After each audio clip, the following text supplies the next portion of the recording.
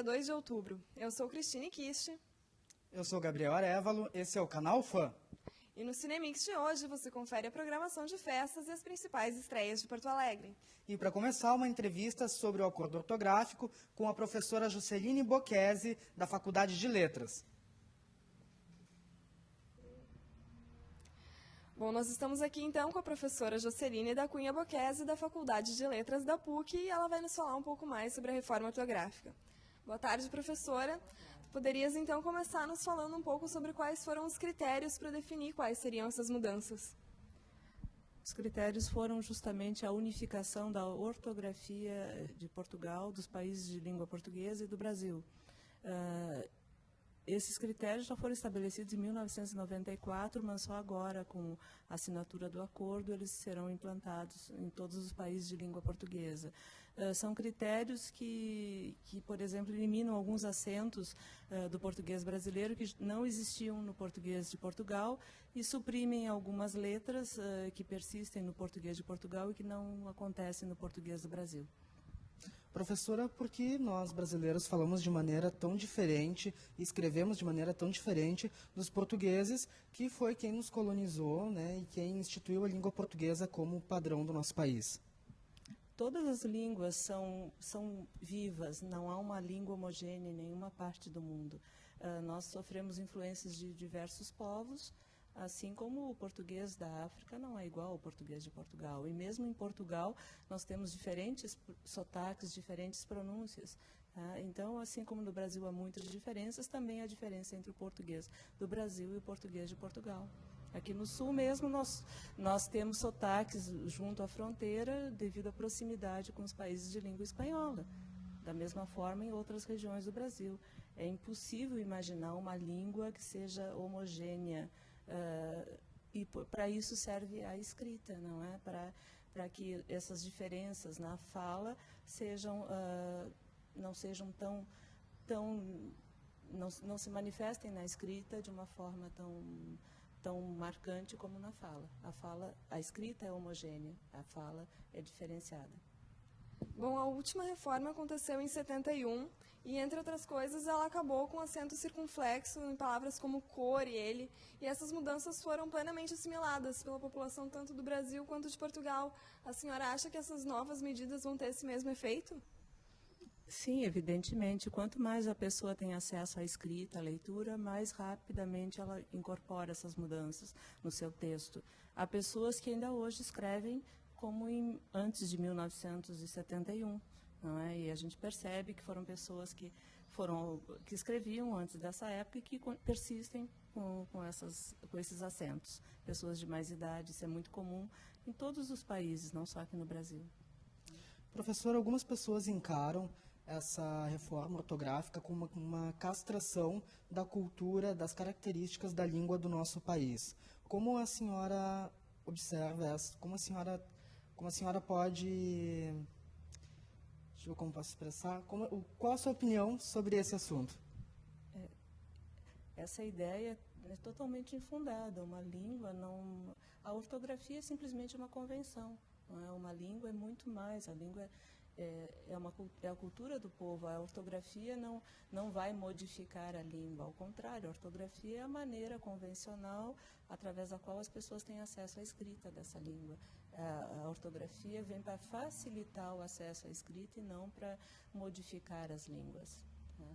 Pois é, um dos motivos dessa reforma ortográfica para unificar a língua é que ela seja utilizada como uma língua padrão na ONU.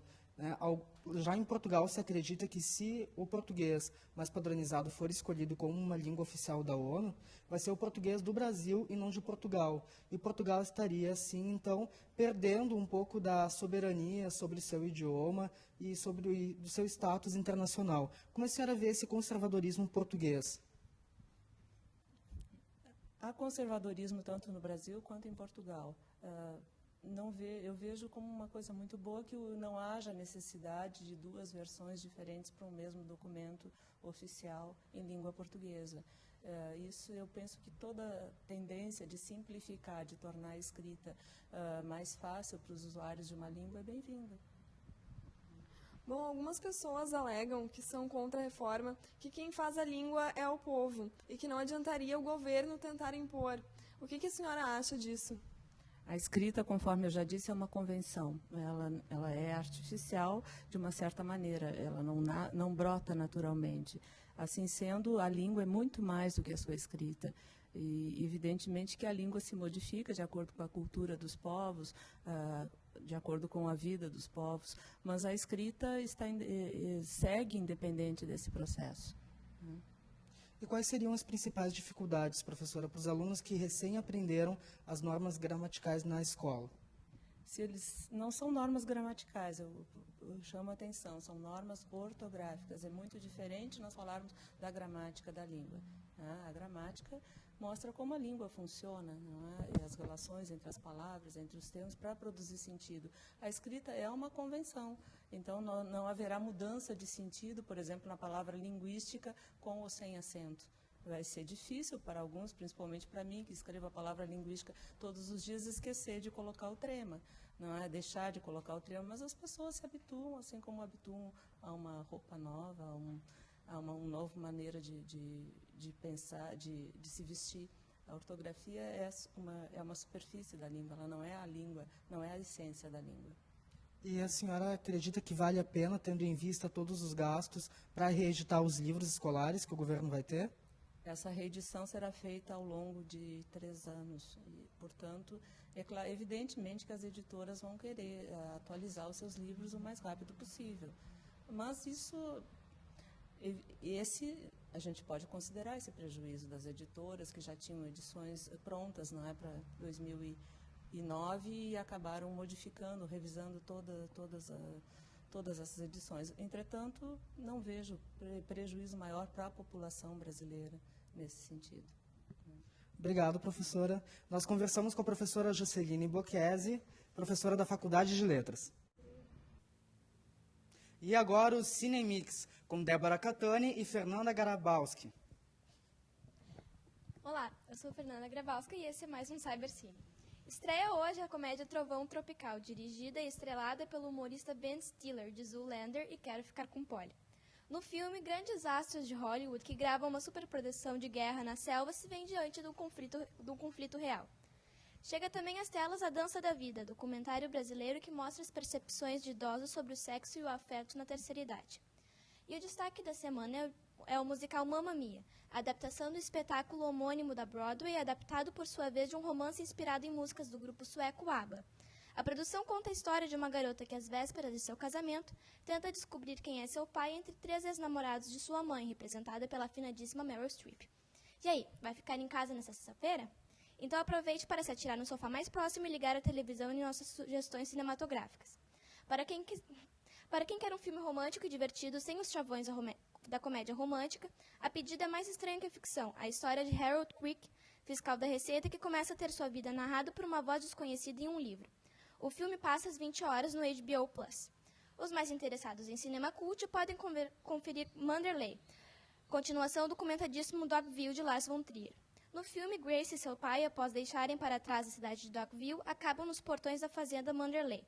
Lá, a personagem de Bryce Dallas Howard descobre uma estrutura escravagista em pleno funcionamento, mesmo depois de 70 anos após a abolição da escravatura. Assista o filme às 23 horas e 55 minutos no Telecine Cult. O Cybercine fica por aqui. Vamos agora às dicas de show e festas com Débora Catani. Olá, eu sou Débora Catani e este é o Cybermix com as dicas culturais do fim de semana. A artista Elisa Pierin coordena hoje um espetáculo de dança indiana no gasômetro. O grupo Parmasri fará sessão única às 19 horas na sala 502 da usina. A apresentação é sobre reverência às deusas mães. O evento é gratuito, mas para assisti-lo é preciso chegar com 30 minutos de antecedência. Outra atração do final de semana é a apresentação do Circo Tol, em virtude do aniversário de 60 anos das lojas Rainhas das Noivas. O espetáculo Imagem e Sonho conta com 17 atores e pode ser conferido hoje à noite a partir das 21 horas, no Pepsi on Stage. E para as crianças, o show Disney on Ice, Princesas, vai ficar na cidade até o dia 5 de outubro. Com cerca de 40 patinadores, o musical conta a história das princesas mais famosas da Disney. Na cena musical, o quarteto europeu McFick apresenta seu Hot Folk no domingo às 18 horas, no Atro do Santander Cultural. Ainda no Santander, segue em cartaz até domingo o documentário Promessas de um Novo Mundo, em sessões às 15, 17 e 19 horas. Os ingressos custam R$ 6,00 e a inteira R$ 3,00. Os ingressos custam R$ 6,00 a inteira e R$ 3,00 a meia entrada.